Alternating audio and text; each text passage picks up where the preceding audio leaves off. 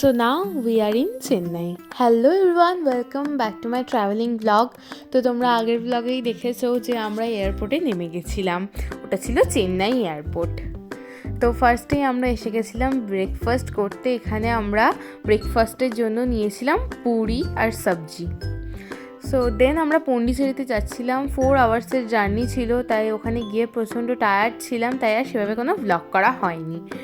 দেন আমি আর রূপসাদি মায়েদের আগেই হাঁটতে হাঁটতে চলে আসছিলাম অরোভিল বিচে। অরোভিল বিচটা কিন্তু ভীষণ সুন্দর ছিল,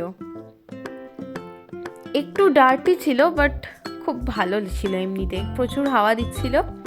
তো এরপর আমরা চলে এসেছিলাম ম্যাকডোনাল্ডসে সন্ধেবেলার কিছু টুকটাক খাওয়া দাওয়া করতে।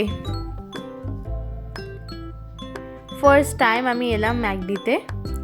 এর আগে খুব একটা আমি আসিনি, কারণ তোমরা তো জানোই আমরা খুব একটা ডে আউটে যাই না, এমনি শপিং ছাড়া। সবাই বসেছিল। ফার্স্টে আমরা নিয়েছিলাম ক্যাফেচিনো, দেন ক্রিসপি চিকেন নেওয়া হয়েছিল। So that's it for today, wait for the next one, tata.